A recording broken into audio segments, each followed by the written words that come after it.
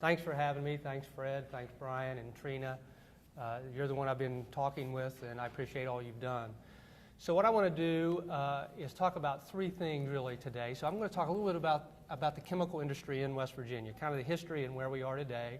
And as part of that, I'll talk about the Chemical Alliance Zone and what we do. Then I'm going to talk a little bit of an overview of Marcellus Shale and a cracker. Has everybody heard of a cracker? Anybody not heard of a cracker? Okay, so that's good. So I think some of what I'll be talking about, some of you will say we already know this, but we'll set the stage, and so everybody will be on the same base, I think, through that. And then I'm going to talk a little bit about future and opportunities where we see some of that going. Chemception, that Brian mentioned, for example, is an incubator, and so we'll talk about some of that kind of stuff. And you'll hear innovation and entrepreneurship and those kinds of words. So West Virginia's chemical industry, it started in West Virginia. The petrochemical industry started in West Virginia, in Clendenin, which is, I should know the number, but it's 10, 15 miles north of Charleston. Usually I have slides, and if I had a slide, you'd see a picture of the place, and it would look like a large barn and right along the river. And they discovered that you could take ethane, and if you heated it up high enough, you could make ethylene. And if you had ethylene, you could do all kinds of wonderful stuff, and that's where it really started. And so the world's first cracker, I'll talk more about what a cracker exactly is later, but the world's first cracker was right there.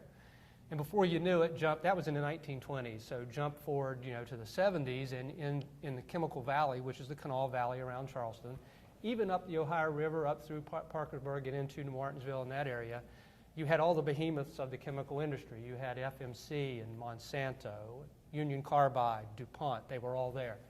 In fact, in the 70s, I grew up in Richwood. If you know where Richwood is, it's in Nicholas County. And we used to, even in the hollers of Richwood, you would hear of, supposedly the Russians during the Cold War had that Chemical Valley on one of their hit lists because so much was done there. There was so much production was done there for the nation's goods and tires and everything that would go into war efforts. So we were supposedly on those lists. But nonetheless, big chemical industry there. Flash forward a little bit to the 90s or so, and a lot of it had moved away. And a lot of people think it moved away for two reasons: regulations and labor costs. It's neither reason. It moved away because the chemical industry follows raw materials. Started in the Kanawha Valley because there was natural gas, there was oil, there was even brine, which was important to especially the early days of the chemical industry. It moved to the Gulf Coast because of all of the oil. In the 90s, you started seeing a lot of it go to the southeast, Malaysia, Kuwait. When I was in Union Carbide in the 90s, they developed huge petrochemical complexes in Malaysia and Kuwait. One of the reasons why Dow wanted to buy them. Dow bought Union Carbide, it's now Dow. Why did they do that? Well, they had the inputs and the outputs over there. Number one, they could get ethane for $0.05 a pound. And in the Gulf Coast, it was 30 cents a pound. So it's just cheap raw materials. But secondly, they said, what do you do with chemicals? When a chemical company makes chemicals, it's not to make the chemical. It's to make the clothes you're wearing. It's to make the cushions you're sitting on, the carpet in this room. In fact, everything in this room that's not wood or steel probably came from natural gas or crude oil. And so the idea was, well, third world countries are the countries that don't have cars and they don't have houses as much as we do. So we have cheap raw materials, we'll build huge plants, we'll have them for 30 or 50 years, and that's where the markets are going to be. So that's why it moved. So why is it moving back? Because of this shale? Because again, historically, the chemical industry follows cheap and abundant raw materials. So that's why you're starting to see a renaissance. So nowadays, even though those behemoths have left in some measure, some of those behemoths are still here, but just in a smaller guise. So Dow Chemical is here, used to be Union Carbide. DuPont is still here. In fact, Washington Works in Parkersburg is the first or second largest in the world for DuPont, their first or second largest plant. Bayer is here. Braskem is here. So they're still here. But we have a lot of smaller companies now too, like Elementis and Proviron and AC&S and lots of others, and even startup companies. So the landscape has changed to a large extent. If you look at the chemical industry in West Virginia, it's the largest portion of the manufacturing base in West Virginia in terms of GDP, jobs, all those kinds of things. And in terms of GDP in West Virginia, the chemical manufacturing usually ranks between 5th and 10th. It varies because all of those industries are plus or minus 5% of each other probably, and depending on which one's up and down, we might be 5th one year, 7th one year, 10th the next, and then back to 5th. So it kind of varies. Over 10,000 employees, I don't have the exact number. The good Dr. Tom Witt has done those kinds of studies for us in the past. He's done some of those things. He's been a friend of ours for many years. But as a small nonprofit, we don't pay him for that. So he gets some numbers for us. He gets a lot of stuff, but we really don't have a real accurate count. But it's over 10,000. It's still the highest in terms of manufacturing in the state. Average salary probably these days are $80,000 to $85,000 a year. So still very, very important. So the chemical industry, even though it isn't quite what it used to be, it's still very important. And now, because of Marcellus Shale, we think it's going to grow again. So the chemical line zone, where do we fit in all that? Well, we were created by an executive order of the governor in 1999, and I can tell you in the reception exactly why that came about. I'm not going to get into it now, but I will say that around that, some folks in the chemical industry got together and created the nonprofit chemical alliance zone. So we're an economic development nonprofit group of chemical companies, Dow, Bayer, DuPont, Braskem, they're all members, but we also have Marshall University, we have the WVU Trans Tech Group is part of us, is a member. We have Bowles Rice and Jackson and Kelly and Steptoe and Johnson, lots of law firms. We have banks, we have individuals, so lots of folks who are members. And the whole idea is to try to create jobs and opportunities. I like to say opportunities for our kids and grandkids in STEM fields and so forth. And so what do we really do? We're small. It's pretty much me and a part-time office manager. But we work to attract new investments, to maintain investments that we have, make sure things like workforce and so forth are in place, and to advocate for the industry in general. So I go to lots of business meetings, I talk to lots of groups, talk to board groups, those types of things, and say, this is why the chemical industry is important, this is what we do, this is how we operate safely. I have a whole talk where I talk about how it's really safer than most people think. Those are the kinds of things we do. If you look at our major accomplishments over, say, the last 5 to 7 years, I always like to highlight 5. One is the cracker. So when Braskem first came to West Virginia, the Chemical Alliance Zone was in the room. And we were in the room with WVONGA, West Virginia Oil and Natural Gas Association, Bayer, the Charleston Area Alliance, and was there another group? I think that was it. And so we work to attract folks like that to the state and show them the sites that we have and all those types of things. The second one I like to point to is Kureha, a Japanese company that's in Bell, West Virginia, in DuPont. Before they made their final decision, for example, I was in Tokyo meeting with their CEO with the West Virginia Development Office. So when I say that Chemical Alliance Zone does things, we do nothing on our own, and if it's big, because it's just me. So we collaborate. So when I say we, I mean the big we. The third one is the West Virginia Regional Technology Park, which you might know of, that's in Charleston. That was the Union Carbide and Dow facility. And there was a real possibility that that whole site was going to be torn down. Dow was going to possibly move out. So we worked very hard with then Governor Manchin, along with lots of other groups, and with Dow to get Dow to donate the park to the state and for the state to accept that donation. Saved 550 jobs, probably $80,000 a person, and now we have a place where we can grow more jobs and grow more industry. Another one is, you're going to hear me talk about an incubator that we just launched in April, but it's kind of the second coming of another incubator that we had. So we have a startup company from Marshall University that's a graduate, Progenesis Biotechnology, a biotechnology group. And the fifth one is workforce development. So the community and technical college system has a chemical operator training program to hire or to train folks to work in chemical plants. And we started that program several years ago, handed it off to the community and technical college system, and we still serve on the advisory board. So that kind of explains who we are and what we do for the industry. Marcellus Shale.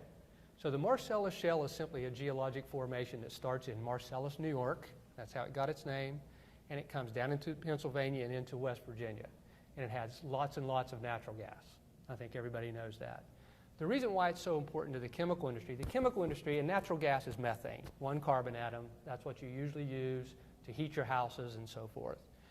And you can take methane and make chemicals out of it, and people do, and we will do that some probably with some of the methane there. But the real key to the Marcellus Shale is, especially in northern West Virginia, southwestern Pennsylvania, there's lots of ethane. 2 carbon atoms. And ethane is what you can take and make 70% of everything that's in this room. You take ethane, you crack it, and you make ethylene. When you crack it, this is what a cracker does and is, you have ethane, 2 carbon atoms, very high temperature, and in milliseconds it splits apart. You actually crack the molecule open. So the chemists and chemical engineers who developed the process in the 20s weren't marketers. They said we cracked it open. They called it a cracker. They call it a cracking process. But within milliseconds, it also reforms again with a double bond. So ethylene is 2 carbon atoms with a double bond. So the cracking process takes ethane, makes ethylene, and makes ethylene. The key to ethylene is it's a very, very reactive molecule. And so chemists and chemical engineers love it. You can make lots of stuff with it. And that's why crackers are so prevalent and such a big deal. So there's lots and lots of ethane in some of the Marcellus Shale. So we can use that to make chemicals. But the other key is there's so much there that you've got to get it out of the gas because it burns hotter than methane. If you leave too much in the pipeline, it will actually destroy a lot of the machines that are using it as fuel. So you've got to get it out. So the natural gas industry has to get it out. Chemical industry wants to use it to make products. And so that's the whole key to Marcellus Shale and why this is such a home run for the state of West Virginia and really for the tri-state area, for Appalachia, to do this. In fact, I found this a long time ago. I've been using this in talks for a long time. But friends don't let friends burn ethane. So it's kind of like taking filet mignon and making hamburger out of it, right? You don't want to just burn ethane to make heat. You want to take ethane and make the clothes you're wearing, to make the camera that she's using, to make the carpet where they're standing on, the cushions that you're sitting on, the car that you're going to go into, the brake fluid that's in the car. I mean, you can go on and on and on. So that's what you really want to do with it. So future opportunities. Obviously, with the Marcellus Shale, we have potential for crackers. So Shell has announced that they're building one in Pennsylvania. We would like to have had that one in West Virginia, but it's still a good thing for us for lots of reasons. It's in the region. It creates some momentum. You want more than one cracker. You want more than 2. You want 3 to 5 if you can get them. There's lots of synergies with having more than one. And it also creates opportunities for lots of West Virginians to get jobs. West Virginia University is right next door. It creates lots of opportunities for you and for us. I consider that an us when I talk about WVU. So it's a good thing, but we want more, we're getting another one in Parkersburg. That's Odebrecht. I've been saying Braskem, but Odebrecht, because I always worked with Braskem, that's who we talk to, but Odebrecht owns Braskem. So Braskem will be the company that operates the plant. Odebrecht has the money to build the plant. When you say the money, you're talking about, I can't tell you how much that one's going to be, but it's $1 to $4 billion. Is a typical plant. And they're actually going to have 3 polyethylene plants attached to it. So they will make ethylene, they will make polyethylene right away. We are working with other companies, we meaning again the big we, the West Virginia Development Office and others, to potentially bring other crackers to West Virginia. I think we will do that. It's a marathon though.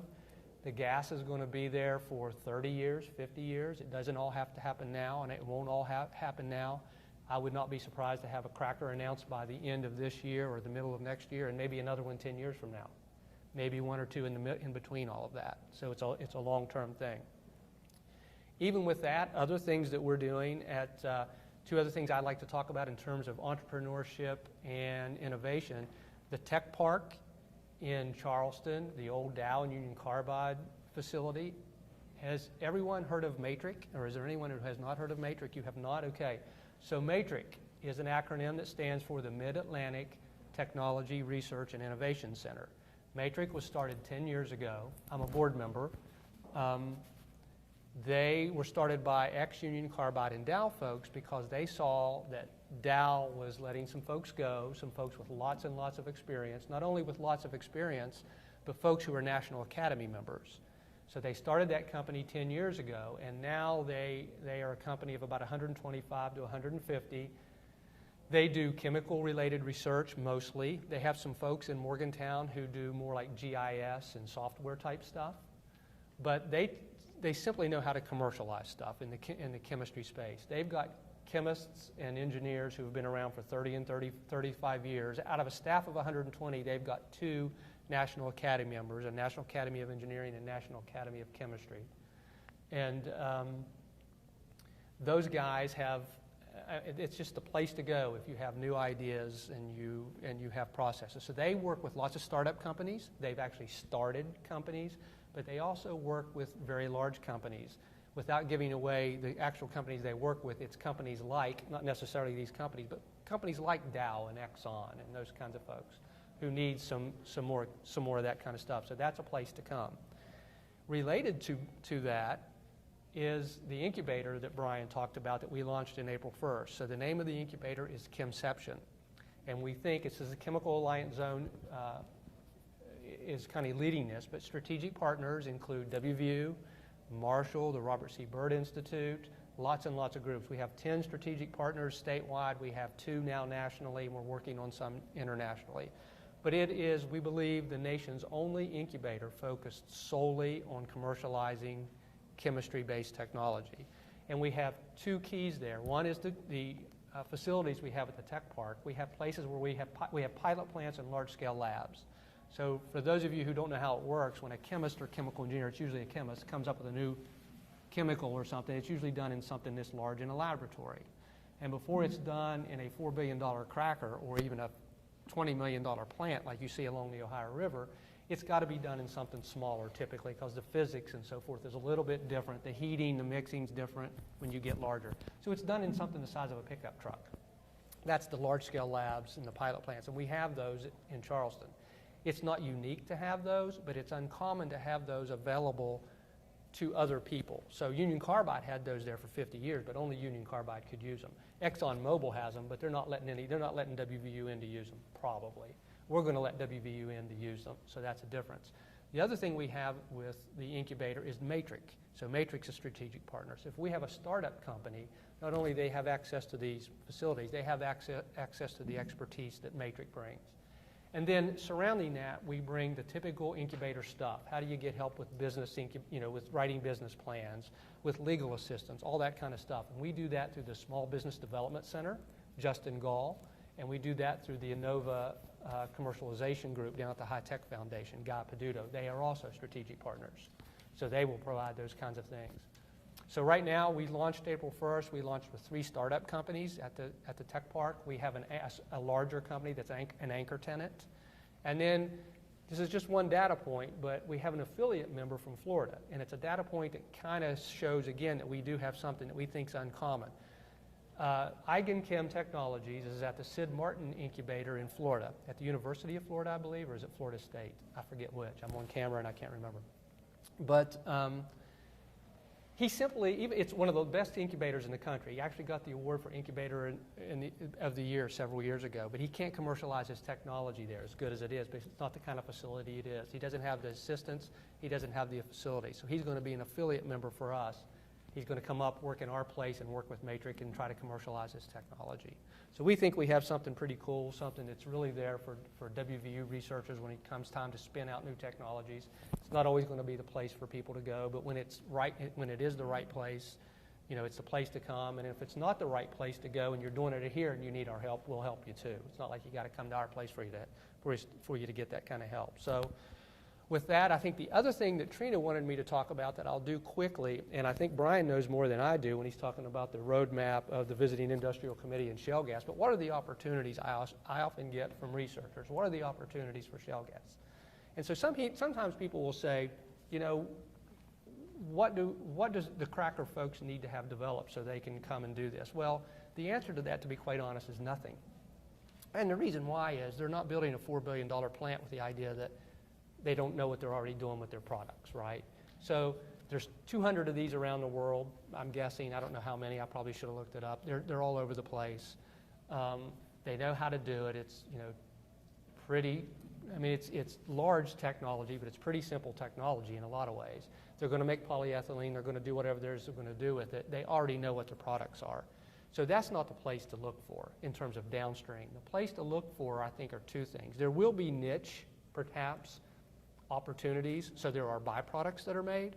Maybe they're not sure what to do with the byproducts, and so maybe they need some help with those kinds of things. There also will be sometimes there might just be a problem that they have at the plant, and so WVU has an expert in heat transfer or whatever it is that can help with those kinds of things. That's another one. But on top of that, I think is even more long range. What's the cracker of the future? What do you do with ethylene that we're not doing with it now? So it's those types of things too, I think, that of the, 10 years from now, what are we going to be doing with these kinds of facilities? I think that's the other place.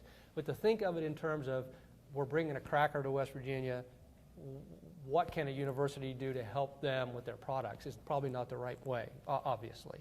But I get that question a lot, though. So that's probably not the way. And having said that, I'm going to pick Brian's brain later and find out what is going on there and how we can maybe help. I think my job here today is to talk about what can we do as a university to help our researchers commercialize technologies and think about what types of research they can do that will have an impact, a broader impact in industry related to the Marcellus Shale and shale gas in general. And one thing I wanted to just point out, and a lot of you probably are already thinking this way, but a couple of years ago somebody took me on a tour. It was an industry person from the energy industry, took me on a tour of some gas wells in southwestern PA and just pointed out the huge difference that this industry has already made to our region, and started talking about how we should be thinking about this in terms of long-term strategy. Because right now, a lot of people are focused on the production side. And you're looking at things like you're looking at the farmers who are becoming millionaires overnight. He took me to one guy's farm where the guy had been driving a truck to keep the lights on. The farm was just happened to be where he lived. I think it was a 120-acre farm. A year later, after they started drilling on his property, he's now receiving royalty checks of about $300,000 a month. So this is clearly making a big difference in some individuals' lives. I doubt the guy's still driving his truck, at least not for work. But what is this going to mean for us as a region? And if we don't happen to be lucky enough to own 100 acres, somewhere in this region, how can the rest of us benefit? How can the university benefit? How can researchers benefit from this boom? The guy who was driving me around said, you really have to start thinking of this region, and by that he meant sort of southwestern Pennsylvania and down through West Virginia, as the Houston of 20 years from now. He said, it takes a leap of faith to imagine the Pittsburgh region growing to the size and importance in the energy industry as Houston is today. But a year later, or 2 years after he took me on that tour, I was driving back up to Pittsburgh the other day, and I saw this big billboard on the side of the road. It said, "Welcome to the energy capital of the East Coast." And I think it's actually becoming true. You drive past a town called Cannonsburg, or this little tech or office park that they created called South Point, and all of a sudden it looks like a little city. There are just huge buildings going up all over the place. So how do we bring some of that prosperity down here into West Virginia? And at WVU, what can you as researchers be doing to leverage what's going on just up to the north? So I'd say, just to build off of what some of Kevin was talking about, when you think about technologies and the opportunities for new research and commercialization, you're basically thinking of either production of natural gas, utilization of natural gas, or environmental impact. And so in general, I think production is probably not the area with the most current opportunities for new technologies. So let's put production aside and look just at utilization of natural gas and the environmental impacts. So utilization, Kevin talked a lot about this. There we're talking about the chemical industry, the plastics industry, new uses for polyethylene.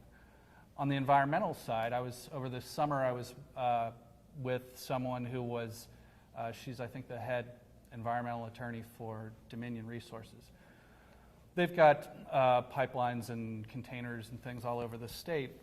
And I asked her, I said, well, where do you see the new uses for technology? What are Dominion's needs from a technology standpoint? And she said, without a doubt, the biggest issue that they are facing right now are the new EPA regulations and in West Virginia, it's the new state regulations that came out because of the water crisis. She said, the federal EPA is taking a really hard stance now against energy transmission companies, especially when it comes to leak detection and prevention. So she said that's an area that if you've got some researchers who know anything about how to detect leaks in new ways, could be anything from UAVs, could be looking at other ways to detect leaks or to prevent them or to remediate them, that's going to be a big area of need from now until the foreseeable future. So I'd say that's an area to look at that'll have commercial potential.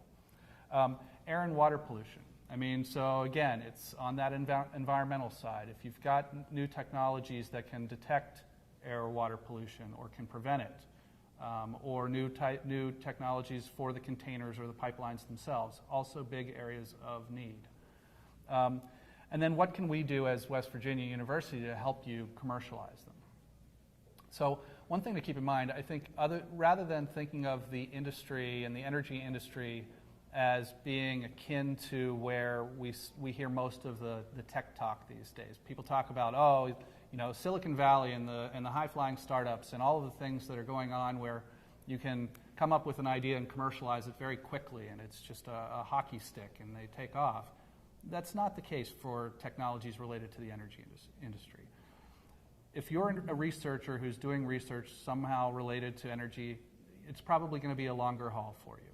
You're going to go from a point where you're looking at it in your lab and you're looking at how can I scale this up, how can I take it more towards a commercial product or service, and how are we going to fund that? Now, unlike Silicon Valley and unlike a lot of software products, you're not going to be able to go out and get private sector funding right away. So you need to be looking, and this is something that we're doing here at WVU, is looking for other sources of funding for our researchers as they take it one step closer to commercialization. One of the things that we're noticing is that with the Department of Energy and other federal funding sources, they've created new funding programs that are a little more applied than maybe the basic research that you were doing in the past. And a lot of those solicitations for those applied research projects are requiring the applicants to come in already knowing, or at least proposing, their commercialization strategy. Federal agencies want to know up front, if we give you this money, how are you going to take this to market? How is this not going to just sit in your lab forever, but actually have an impact in the world? So what we're doing here at WVU is we're now helping our researchers to write that language. We're also building the infrastructure at the university to actually deliver on the promises that we're going to make to those federal agencies. So what am I talking about? Well, for one, we're hiring people who have specific commercialization expertise. We just did this in the Health Sciences Center. We brought in our first, calling him a venture development associate, who has experience spinning technologies, in his case biotechnologies, out of universities and turning them into startups.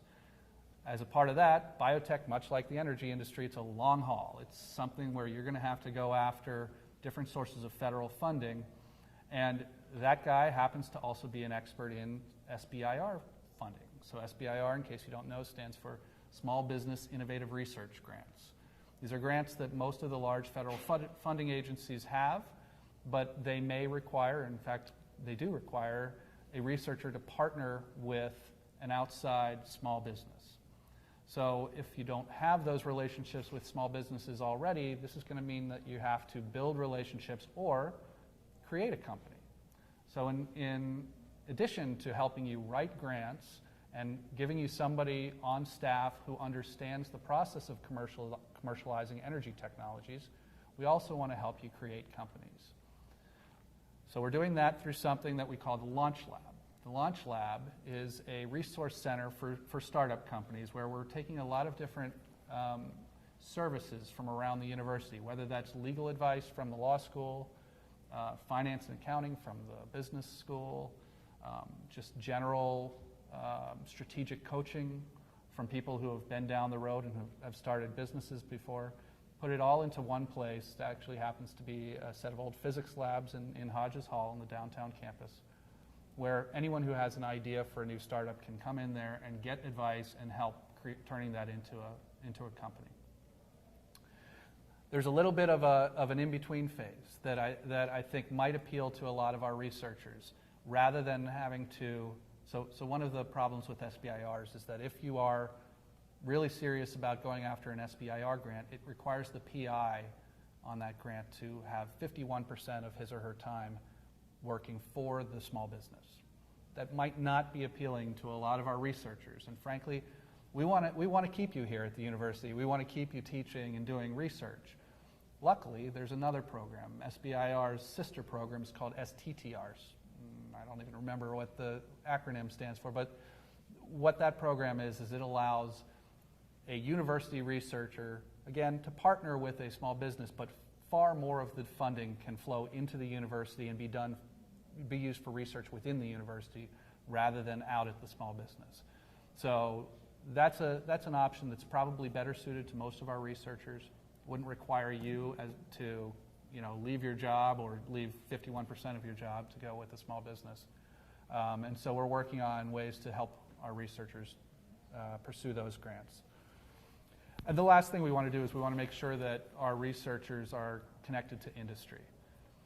Again, unlike a lot of software businesses, in the energy industry and energy technologies, you're going to have to work with established commercial entities much more so than you might have to if you were creating a new consumer app.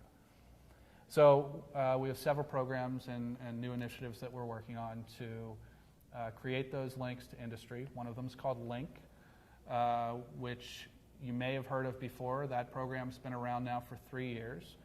These are essentially matchmaking events held 3 times a year. One of those 3 each year is an energy-focused matchmaking event where we find the researchers who are doing, in most cases, a little more applied research that might be appealing to industry partners, and then we pull anywhere from 15 to 20 of those researchers into a room and invite a whole lot of companies to come and see what they're doing. We're also doing something this year. This is going to be a new initiative for us that we're calling the Business Engagement Center. This is approaching it from the other end. Whereas Link, we more or less start with our researchers and say who would they like to partner with. The Business Engagement Center is looking at it from the other side and saying how can we as a university be a better partner for outside industry. And this means we have to go out there and find out what does industry want from us. And we have to make it easy for them to access the resources here at the university. This can be good for our researchers because if we create the front door and make it easier for outside industry partners to find you, that will hopefully deliver more industry-funded research to your labs. So that's something that we're going to be working on over the coming year, so stay tuned for more about that. We're also doing things like inviting investors and venture capital firms to campus to meet with some of our researchers, and we're constantly looking for specialized firms in the area of energy because, frankly, it hasn't been the flavor of the month in the venture capital world for a while. And so a lot of the VC firms that used to invest in energy are now all investing in mobile apps. So we need to find the guys and women who are interested in investing in energy companies and make sure that they're aware of the strengths that we have here at WVU. And finally, one key resource for linking to the energy industry that if you're not already aware of, you should definitely put this on your radar, and that's Paul Zimkevich. Paul's in the Water Institute. He's housed at the NRCCE. Paul works very closely with the Marcellus Shale Coalition. He is sort of the guy that they turn to, that those companies, those huge energy companies that are all setting up shop outside of Pittsburgh, they look to Paul when they have a problem that needs a new technology solution, and Paul helps them identify that solution. We're very fortunate that Paul is a faculty member here at WVU, and so he gives us that permanent link to the industry and a lot of insight as to what's already available and where are the gaps that we should be looking at when we're looking to do new research. It's a very, very exciting time in West Virginia to see a transition that comes along at the most perfect time to see us to be able allowed to transition from an industry that's dominated West Virginia for the past 100 years to an industry that could be even larger than what we've experienced in the past. The opportunity is once in a lifetime for us to have a transition like this coming along at just the opportune time. What would be the chance to to wind down or slow down an industry that's been so dominant as we ramp up another industry that could be even more influential in our development throughout the coming years. So it's critical at this point in our juncture, I think, to become producers in lieu of exporters. We have to learn to consume the products we're making in lieu of exporting. We spent so many years exporting the coal, as when the coal industry dropped off, so did many of the support industries. Until we transition to the production mentality, we'll always be a state that's relied basically on the exporting of our core resources. I think right now you'll see that exporting is at some of the largest points it's been for many years.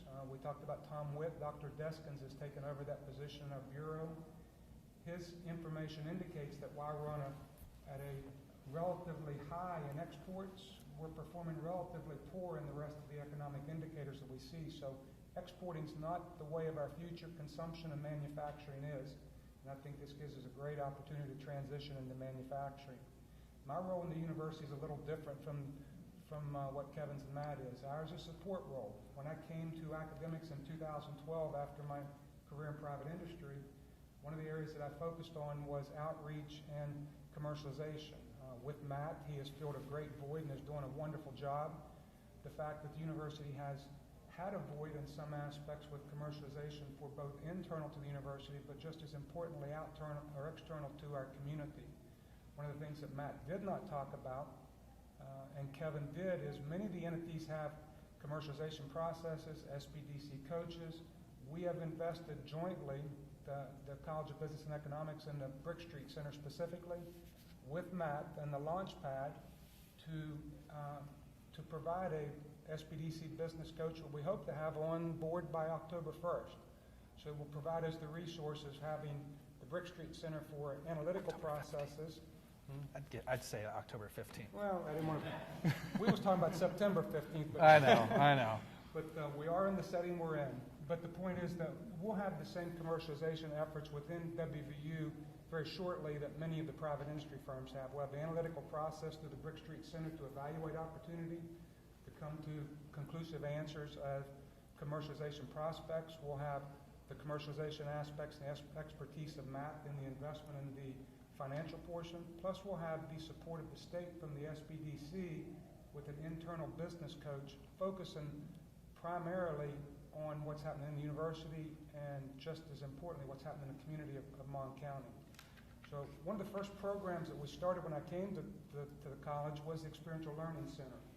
To take the intellectual capacity of our college and organize it in a manner that we can affect the outcome of economic development programs within the community and private industry. It's something that's not unique, but it is something that's been unique to the college to have that capability.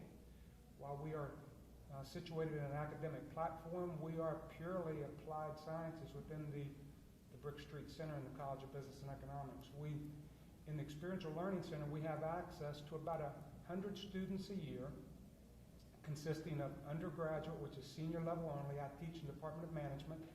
One of the courses that I teach is Small Business Management and Business Plan Development. In that, I have seniors only, but we've opened that class up because it's become so popular in the community for us to perform projects for local and state governments as well as private industry. We now have the capability to open it up to the master's programs in the MBA, the Master's of Accounting, Master's of Finance, and some of the other MSIR, so that we can get credit for this classroom on multiple platforms, including the master's level.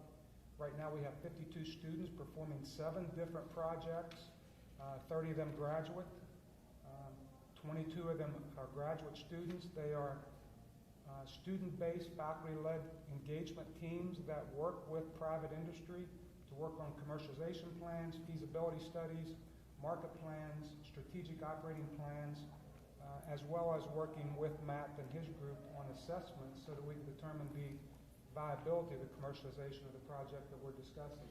So it's become very, very popular. We can go to the depth that we need to, either an elementary assessment for a commercialization idea that may come to Matt in the launch lab so that we can look at the basic elements just to determine if there is viability, or we can work with ongoing companies, the more mature and established companies, looking at business plans to transition maybe out of coal and into oil and gas, or maybe expansions of their present operations that'll take them from domestic to global. We can also work with companies on semester-long engagements to do full-scale business plans. Right now we have 7 different projects going on. Just to give you an idea of the flavor of some of the things that we're doing, we are working with the Mary Bab Randolph Cancer Center to structure and develop a brand new clinical trial network in West Virginia for late-stage cancer trials. At this present time, we have about a $600 million out-care patient migration out of the state of West Virginia for late-stage clinical trial individuals who want to go to different states to try unapproved drugs. Drugs are still in research. Once you go to that clinical trial, your primary care health care goes with that clinical trial. So there's a loss of about 3,000 jobs and about $600 million annually that follow that. We're working to put in place the trials that will organize 19 hospitals, 100 oncologists, and 5 pharmaceutical companies to provide that service to West Virginia cancer patients. One of the other projects is the aggregation and the merger of 2 railroads, the Durbin Railroad and the Greenbrier Valley Railroad. Once they merge, they will acquire Cass Scenic Railroad, and they're looking to build a new 90-mile track that originates in Elkins. It touches 5 distinct cities on that loop that goes down through Cheap Bridge, Spruce, Durbin, and comes back up through Valley Falls. Each of those 5 communities can't be touched by economic development by any other means. You can't reach them. They don't have a 4-lane highway in any of the counties that reach these towns. If this railroad's complete, it'll be an inflow of about $300 million a year each of the next 5 years once the railroad's in place. But more importantly, it'll provide the funding and the economic driver to finish Corridor H, which is about a $2 billion project in itself. So these are not academic settings. Just those 2 projects alone have a potential to influence over $1 billion of economic development in the next 5 years in the state of West Virginia. With regard to locally here at home, we're working with the WVU athletic program on a $22 million aquatic center, but looking at the possibility of developing that aquatic center into a full-blown community recreational facility similar to what's in Christiansburg, Virginia. We're looking at about a 160,000 square foot facility, which could have a capital cost to build of about $65 million. We'll be working with the city of Morgantown on that project, with the first community meeting being Thursday night at 6:30. So if you're interested in that project, please come out and express your interest in the project. For the first time ever, we've endeavored into community development programs. We're working with the city of Grafton and the city of Matewan in a project that was created by Focus Magazine. It's called Turn This Town Around, taking underperforming, distressed communities, creating strategies around their ideas, how to implement businesses to affect the community internally. The one thing that I want to recognize is that we don't bring subject matter expertise to any of these programs. What we bring is business acumen so that we can leverage your subject matter expertise, whether it be oil and gas industries, coal industries, medical, whatever. We can transition many different industries. What we're providing is the business services to structure your ideas and help bring them to market, to pass them off to guys like Matt who know what to do with the projects. So we're structuring the support industry to make sure that it is viable. In our commercialization assessment, just as a quick recap, we look at about 5 or 6 different components. First, the product and services assessment. What is it? What's the viability? How can it affect the community and the market which it can be placed in? We provide benchmark comparisons. If there is compatible products and services out there, how are they performing? Who is their consumers? Who is their competitors? We'll provide complete industry analysis from an industry, a market, and the competitors to make sure that we're positioned properly, as well as the demographics on the consumer. So when we pass off to Matt this information, he knows exactly where to go with that data to affect the outcomes of these companies. And finally, we'll make commercialization recommendations to Matt as to the viability. If it needs to be more in-depth than our elementary data can provide, Matt has private industry services he can go to in private industry to get more detailed valuations as far as what the value of that company could be worth, properly positioned and properly operated. Again, I want to stress a couple things is that we have to develop downstream manufacturing to be successful in West Virginia. We can't take another 50 years of an opportunity becoming a producer and exporter. That will not meet the goals of West Virginia. We have to find businesses, as Kevin talked about, that we can produce finished products in West Virginia. We spent a lifetime of shipping our coal out and buying the finished product of steel back. I think that has proven not to be an effective model for West Virginia. We need the help of guys like Kevin and Matt that understand this industry that can help us position ourselves better for the future. I would like to take a moment and thank our speakers, and you can have an opportunity to talk to them in the poster session if you have any additional questions. So let's thank our speakers.